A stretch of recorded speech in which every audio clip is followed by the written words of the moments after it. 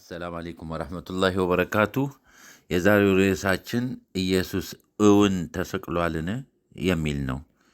በእኛ በሙስሊሞች በኩል በፍጹም አልተሰቀለም ብለን ነው። ለዚህ በመረጃ ነው የምናወራው።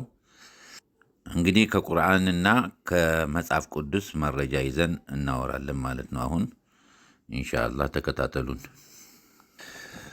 እንግዲህ በክርስቲያኖች እምነት ኢየሱስ ወደዚህ ዓለም የመጣበት ትልቁ ዓላማ በመስቀል ላይ በመሞት የሰው ልጆችን ኃጢአት መሸከምና ከኃጢአት ማዳን ነው የሚል አመለካከት አላቸው።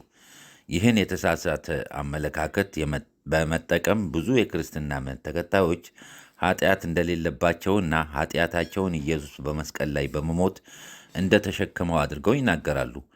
በመጽሐፍ ቅዱስ ውስጥ ኢየሱስ በመስቀል ላይ እሞታለሁ እንዲሁም ኃጢአታችሁን አስተሰርይላችኋለሁ ያለበት አንድችም ቦታ አናገኝም።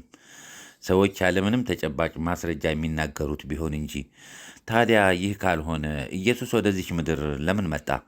እንደ ሙስሊሞች እምነትና አስተምሮ ኢየሱስ ወደዚች ምድር የመጣበት ዋነኛው ዓላማ ሰዎች ፈጣሪያቸውን ዘንግተው ጣዖታትን ማምለክ ሲጀምሩና በተለያዩ የወንጀል አዘቅት ውስጥ በመዘፈቃቸው ከዚያ ኃጢአት ሰዎችን ለማንጻትና እንዲሁም አንድን አምላክ እንዲያመልኩ ለማስተማር እንደሆነ አጠያይቅም።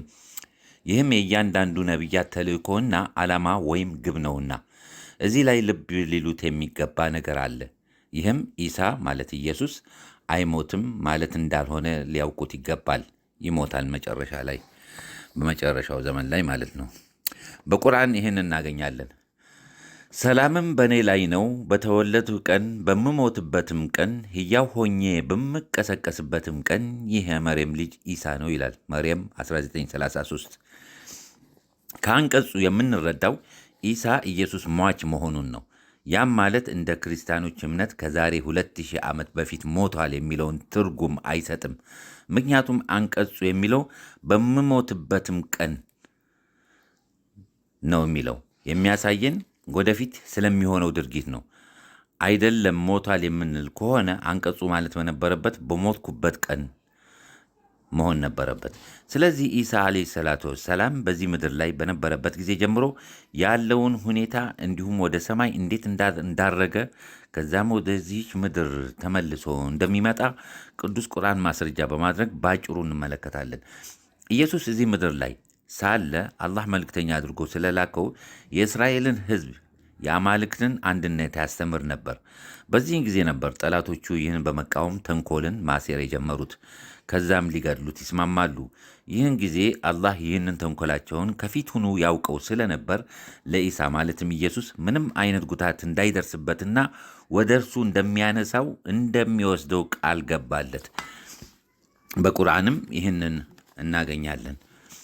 ቅዱስ ቁርአን ላይ ስንመለከት ምን ይላል? አይሁዶች አደሙም፣ አላህም አድማቸውን መለሰባቸው። አላህም ከአመፀኞች ሁሉ በላጭ ነው። አላህም ባለ ጊዜ አስታውስ፣ ኢሳ ሆይ እኔ ወሳጅህ ወደ እኔም አንሺህ ነኝ። ከእነዚያም ከካዱት ሰዎች አጥሪህ ነኝ፣ ከጉርብትናቸው አራቂህ ነኝ። እነዚያንም የተከተሉህን እስከ ትንሣኤ ቀን ድረስ ከእነዚህ ከካዱት በላይ አድራጊህ ነኝ። ከዚያም መመለሻችሁ ወደ እኔ ነው። በእርሱ ትለያዩበትም በነበራችሁበት ነገር በመካከላችሁ እፈርዳለሁ ይላል አልኢምራን 3 ከ54 እስከ 55። ቅዱስ ቁርአን በሌላ ቦታ ላይ ደግሞ ምን ይላል? የእስራኤልንም ልጆች በተአምራት በመጣህባቸውና ከነሱ እነዚያ የካዱት ይህ ግልጽ ድግምት እንጂ ሌላ አይደለም ባሉ ጊዜ ሊገድሉህ ሲያስቡህ ከአንተ ላይ በከለከልሁልህም ጊዜ ያደረግሁልህን ውለታ አስታውስ። አልማይዳ 510። እናም አምላካችን አላህ ሱብሓነሁ ወተዓላ ኢሳን ሊገድሉት ሲያስቡ ሐሳባቸውን በማምከን ቃል በገባለት መሠረት ወደ ራሱ ይወስደዋል፣ ያሳርገዋል ማለት ነው። ቅዱስ ቁርአን ይህንን ሲጠቅስ ይልቁንስ አላህ ወደ እርሱ አነሳው፣ አላህም አሸናፊና ጥበበኛ ነው። አኒሳ 458። ኢሳም ጌታው ወደ ራሱ እንደወሰደው ሲመሰክር ማለትም ሰቅለው እንዳልገደሉት እንዲህ በማለት ይናገራል በቅዱስ ቁርአን ላይ። በእርሱ ያዘዝከኝን ቃል ጌታዬንና ጌታችሁን አላህን ተገዙ ማለትን እንጂ ለእነርሱ ሌላ አላልኩም። በውስጣቸውም እስካለው ድረስ በእነርሱ ላይ ተጠባባቂ ነበርኩ። በተሞላኸኝ ጊዜ፣ ባነሳኸኝ ጊዜ አንተ በእነሱ ላይ ተጠባባቂ ነበርክ። አልማይዳ 517 ኢሳ ኢየሱስ አርጎ በዚያው አይቀርም። ትንሣኤ ከመድረሱ በፊት ተመልሶ ወደዚች ምድር ተልእኮውን ለመፈጸም ይመጣል። ያም የሚሆነው የመጨረሻው የዕለተ ቅያማ ማለትም የዕለተ ትንሣኤ ጊዜ መቃረቡን የሚያመላክት ነው። ቅዱስ ቁርአን ስለዚህ እንደዚህ ይላል። እርሱም ዒሳ ለሰዓቲቱ ማወቂያ በእርግጥ ምልክት ነው፣ በእርሷም አትጠራጠሩ፣ ተከተሉኝም፣ ይህ ቀጥተኛው መንገድ ነው በላቸው ይላል። አልዙክሩፍ ከ4361 ኢየሱስ ተመልሶ በዚህ ምድር በሚኖርበት ጊዜ ጌታው አላህ ያዘዘውን ተልእኮ ሙሉ በሙሉ ካጠናቀቀ ማለትም ሁሉንም የሰው ፍጥረት ከነበሩበት ጨለማ ወደ እምነት ብርሃን ከመራ በኋላ ማንኛውም ፍጥረት መጨረሻው ሞት እስከሆነ ድረስ እሱም ይህን ተፈጥሯዊ ግዴታ ይቀምሳል፣ ይሞታል። ቅዱስ ቁርአን ስለዚህ ሲገልጽ ከመጽሐፉም ሰዎች ከመሞቱ በፊት በእርሱ በዒሳ በእርግጥ የሚያምን እንጂ አንድም የለም፣ በትንሣኤ ቀን በእነርሱ ላይ መስካሪ ይሆናል ይላል። አኒሳ 459 እንደገና ደግሞ በሌላ ቁርአን አንቀጽ ላይ ነፍስ ሁሉ ሞትን ቀማሽ ናት ይላል። አልኢምራን 385 ይህ ነው የቅዱስ ቁርአን አስተምሮ እንጂ እንደ ክርስቲያኖች አባባል ተሰቅሎ አይደለም የሞተው። ይህንንም ግልጽ ባለመልኩ በመስቀል ላይ እንዳልሞተ ቅዱስ ቁርአንና መጽሐፍ ቅዱስን ዋቢ በማድረግ መመልከት እንችላለን። ቅዱስ ቁርአን ላይ ምን ይላል? እኛ የአላህን መልእክተኛ የመርየምን ልጅ አልመሲሕን ኢሳን ገደልን በማለታቸው ረገምናቸው። አልገደሉትም፣ አልሰቀሉትምም። ግን ለእነርሱ የተገደለው ሰው በኢሳ ተመሰለ። እነዚያም በእርሱ ነገር በተለያዩት ከእርሱ መገደል በመጠራጠር ውስጥ ናቸው። ጥርጣሬን ከመከተል በስተቀር በእርሱ ነገር ምንም እውቀት የላቸውም። በእርግጥም አልገደሉትም። አኒሳ 4 እስከ 158 አላህ በቁርአን ላይ እንደገለጸልን ኢሳ ማለትም ኢየሱስ አልተገደለም፣ አልተሰቀለም።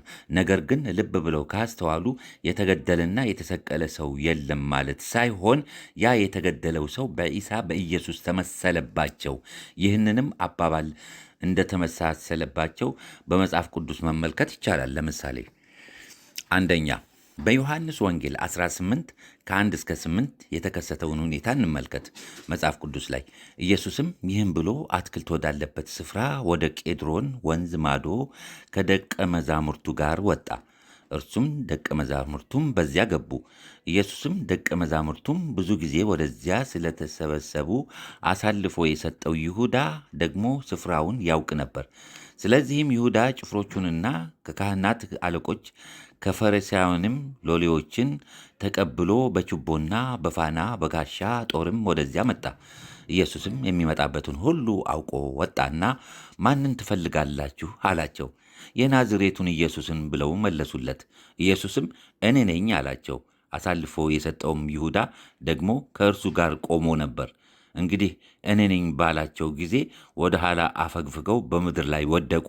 ደግሞም ማንን ትፈልጋላችሁ ብሎ ጠየቃቸው። እነርሱም የናዝሬቱን ኢየሱስን አሉት። ኢየሱስም መልሶ እኔ ነኝ አልኋችሁ። የዮሐንስ ወንጌል 18 ከ1 እስከ 8 እንግዲህ ልብ ብለው ከሆነ ከኢየሱስ ደቀ መዝሙር አንዱ የሆነው ይሁዳ ኢየሱስን ጠንቅቆ ያውቀው እንደነበር ምንም ጥርጥር የለውም።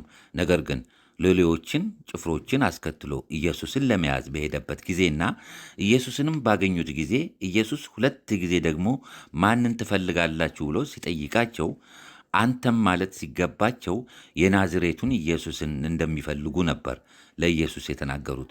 ስለዚህ ይህ አንቀጽ ከቁርአኑ ተመሰለባቸው ከሚለው ጋር አንድ አይነት መልእክት እንዳለው ያስረዳናል። ልብ በሉ። ኦኬ። ሁለተኛ አስቆሮተ ይሁዳ ኢየሱስን እንዴት አሳልፎ እንደሰጠው በዮሐንስና በሉቃስ ወንጌሎች ላይ የተተረከው ትረካ መለያየቱ ወይም የተለያየ መልእክት ማስተላለፋቸው ታሪኩ እውነትን መሠረት ያደረገ መረጃ ለመሆኑ አጠያያቂ ያደርገዋል። መጽሐፍ ቅዱስ ላይ ምን ይላል? ወዲያውም ገና ሲናገር ከ12ቱ አንዱ ይሁዳ መጣ፣ ከእርሱም ጋር ብዙ ሰዎች ሰይፍና ጎመድ ይዘው ከካህናት አለቆችና ከጻፎች ከሽማግሌዎችም ዘንድ መጡ። አሳልፈው የሚሰጠውም የምስመው እርሱ ነው፣ ያዙት፣ ተጠንቅቃችሁም ውሰዱት ብሎ ምልክት ሰጥቷቸው ነበር። መጥተውም ወዲያው ወደ እርሱ ቀረበና መምህር ሆይ መምህር ሆይ ብሎ ሳመው። እነርሱም እጃቸውን በእርሱ ላይ ጭነው ያዙት። የማርቆስ ወንጌል 14 ከ43 እስከ 46። እንግዲህ ከላይ በዮሐንስ ወንጌል 18 ከ1 እስከ 8 እንዳየነው ኢየሱስ ማንን እንደሚፈልጉ ከጠየቃቸው በኋላ ነው ያገኙት። በማርቆስ ወንጌል 14 ከ43 እስከ 46 ግን ማንን ትፈልጋላችሁ ሳይላቸው በቀጥታ በይሁዳ ጥቆማ መሠረት ማንነቱን ሳይጠይቁ ነው የያዙት። ስለዚህ የእነዚህ አንቀጾች መለያየት ከአምላክ የመጣ መለኮታዊ ራእይ ነው ብለው ለመቀበል በጣም አዳጋች ይሆናል። ኢየሱስንም ይዘውት ሰቅለውታል የሚለውን አባባል እንደዚሁ። ኢየሱስ ላለመሰቀል የሚደግፉ ሌሎች የመጽሐፍ ቅዱስ አንቀጾችን እንመልከት። መጽሐፍ ቅዱስ ላይ ምን ይላል? ፈሪሳውያን ሕዝቡ ስለ እርሱ እንደዚህ ሲያንጎራጉሩ ሰሙ። የካህናት አለቆችም ፈሪሳውያንም ሊይዙት ሎሌዎችን ላኩ። ኢየሱስም ገና ጥቂት ጊዜ ከእናንተ ጋር እቆያለሁ፣ ወደ ላከኝም እሄዳለሁ፣ ትፈልጉኛላችሁ፣ አታገኙኝም፣ እኔም ወዳለሁበት እናንተ ልትመጡ አትችሉም አለ። የዮሐንስ ወንጌል 7:32። እንግዲህ ኢየሱስ እሱን ለመያዝ ለመጡት ሰዎች የሰጠው መልስ ላለመያዙ በቂ ማስረጃ ነበር። ምክንያቱም ወደ ላከኝ እሄዳለሁ፣ ትፈልጉኛላችሁ፣ አታገኙኝም ብሏቸዋልና። ከዚህ አንጻር ኢየሱስ ሰዎች እንደሚፈልጉትና እንደማያገኙት ከተናገረ ከየት አግኝተው ሰቀሉት? ኢየሱስ አታገኙኝም ብሎ የተናገረው ቃል ሐሰት ነው ማለት ነውን? እንዲሁም በተጨማሪ ኢየሱስ ለማንም ኃጢአት እንደማይሞትና እንዳልሞተ እንዲህ በማለት ይገልጻል። ልብ ብላችሁ አዳምጡ። መጽሐፍ ቅዱስ ላይ እንደዚህ ይላል። ኢየሱስም ደግሞ እኔ ሄዳለሁ፣ ትፈልጉኛላችሁም፣ በኃጢአታችሁም ትሞታላችሁ። በምን? በኃጢአታችሁም ትሞታላችሁ። እኔ ወዳለሁበት እናንተ ልትመጡ አትችሉም አላቸው። የዮሐንስ ወንጌል 8:21። የዮሐንስ ወንጌል ስንት አልኳችሁ? 8:21። እሺ። ኢየሱስ እያንዳንዱ ሰው በሠራው ኃጢአት እንደሚሞትና እንዲሁም እሱ ወዳለበት ቦታ መድረስ እንደማይችሉ ከተናገረ ከየት አምጥተው ሰቀሉት? ኢየሱስ እንዲህ ይላል በመጽሐፍ ቅዱስ ላይ ለምኑ ይሰጣችሁማል፣ ፈልጉ ታገኙማላችሁ፣ መዝጊያን አንኳኩ ይከፈታላችሁማል። የሚለምነው ሁሉ ይቀበላልና የሚፈልገውም ያገኛል፣ መዝጊያንም ለሚያንኳካ ይከፈትለታል። ወይስ ከእናንተ ልጁ እንጀራ ቢለምነው ድንጋይን የሚሰጠው ከእናንተ ማን ሰው ነው? አሳን ቢለምነው እባብ ይሰጠዋልን? የማቴዎስ ወንጌል 7:7 እስከ 10። እንደገና መጽሐፍ ቅዱስ ላይ ምን እናገኛለን? የጻድቅ ሰው ጸሎት ብዙ ውጤት የሚያስገኝ ታላቅ ኃይል አለው። ቀለል ባለ አማርኛ በ1980 የያዕቆብ መልእክት ከ5:16። እንግዲህ ኢየሱስ ዓለይሂ ሰላቱ ወሰላም ጻድቅ ለመሆኑ ማንም አያንገራግርም። ኢየሱስ ለምኑ ይሰጣችኋል ብሏል። እርሱ ደግሞ ራሱ ላለመሞት አምላኩን ለምኗል። ምን ለመሆን? ላለመሞት አምላኩን ለምኗል። መጽሐፍ ቅዱስ ላይ ነው የምናገኘው። ይህንንም ደግሞ መጽሐፍ ቅዱስ ላይ ምን ይላል? ጥቂትም ወደፊት እልፍ ብሎ በፊቱ ወደቀና ሲጸልይ አባቴ ቢቻልስ ይህችን ጽዋ ከእኔ ትለፍ፣ ነገር ግን አንተ እንደምትወድ ይሁን እንጂ እኔ እንደምወድ አይሁን አለ። የማቴዎስ ወንጌል 26:39። እንደገና መጽሐፍ ቅዱስ ላይ ምን ይላል? ከእነርሱም የድንጋይ ውርወራ የሚያህል ራቀ። ተንበርክኮም አባት ሆይ ብትፈቅድ ይህችን ጽዋ ከእኔ ውሰድ፣ ነገር ግን የእኔ ፈቃድ አይሁን የአንተ እንጂ እያለ ይጸልይ ነበር። የሉቃስ ወንጌል 22:41 እስከ 42። ኢየሱስ አምላኩን ላለመሞት ለምኖታል። ጸሎቱ ተሰማለት ወይስ አልተሰማለትም? ልብ ይበሉ። መጽሐፍ ቅዱስ ለምኑ ይሰጣችኋል ይላል። ኢየሱስ ደግሞ ለምኗል። እና ጸሎቱ አልተሰማለትም ማለት ነውን? ኢየሱስ ጸሎቱን ወደ አምላኩ ካቀረበ በኋላ የሚያበረታው መልአክ መታየቱ ከምን የተነሳ ነው? ከምንስ የሚያበረታው መልአክ ነው ከሞት የሚያድነው ወይስ ወደ ሞት የሚነዳው? መጽሐፍ ቅዱስ ላይ ሌላ ጥቅስ እናገኛለን። ከሰማይም መጥቶ የሚያበረታው መልአክ ታየው ይላል የሉቃስ ወንጌል 22:43። መጽሐፍ ቅዱስ ላይ እንደገና እናገኛለን። ኢየሱስ ሰው ሆኖ በዚህ ምድር በኖረበት ጊዜ ከሞት ሊያድነው ወደሚችል አምላክ፣ ልብ በሉ እንደገና ላንብበው። ኢየሱስ ሰው ሆኖ በዚህ ምድር በኖረበት ጊዜ ከሞት ሊያድነው ወደሚችል አምላክ በታላቅ ጩኸትና በብዙ እንባ ጸሎትንና ልመናን አቀረበ። በትሕትና በመታዘዙም እግዚአብሔር ጸሎትን ሰማው። ማን ሰማው? እግዚአብሔር ጸሎቱን ሰማው። እሺ፣ ቀለል ባለ አማርኛ በ1980 እትም ወደ ዕብራውያን ሰዎች 5:7 እንደገና ልትገምላችሁ ይችን መጽሐፍ ቅዱስ ላይ ኢየሱስ ሰው ሆኖ በዚህ ምድር በኖረበት ጊዜ ከሞት ሊያድነው ወደሚችል አምላክ በታላቅ ጩኸትና በብዙ እንባ ጸሎትንና ልመናን አቀረበ። በትሕትና በመታዘዙም እግዚአብሔር ጸሎቱን ሰማው። በቃ ግልጽ አማርኛ ነው ይሄ። ቀለል ባለ አማርኛ በ1980 እትም ወደ ዕብራውያን ሰዎች 5:7 እንግዲህ ይሄ በጉራማይኛ አይደለም ወይ? ግልጽ በጣም በሚገባ ቋንቋ ነው እንግዲህ የተቀመጠላችሁ። እንደገና ኢየሱስ ሰው ሆኖ በዚህ ምድር በኖረበት ጊዜ ከሞት ሊያድነው ወደሚችል አምላክ በታላቅ ጩኸትና በብዙ እንባ ጸሎትን ልመናን አቀረበ። በትሕትና በመታዘዙም እግዚአብሔር ጸሎቱን ሰማው።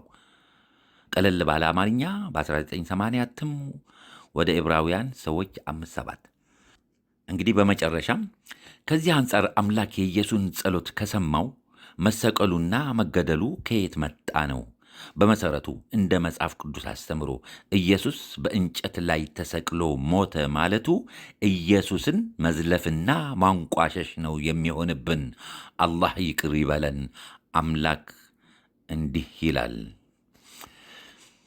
መጽሐፍ ቅዱስ ላይ ማንም ሰው ለሞት የሚያበቃውን ኃጢአት ቢሠራ እንዲሞትም ቢፈረድበት በእንጨትም ላይ ብትሰቅለው በእንጨት ላይ የተሰቀለ በእግዚአብሔር ዘንድ የተረገመ ነውና ሬሳው በእንጨት ላይ አይደር።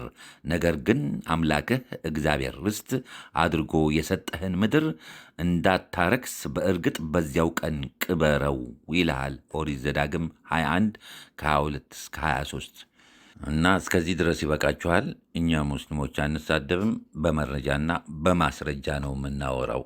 ወሰላሙ አሌይኩም ወራህመቱላሂ ወበረካቱ።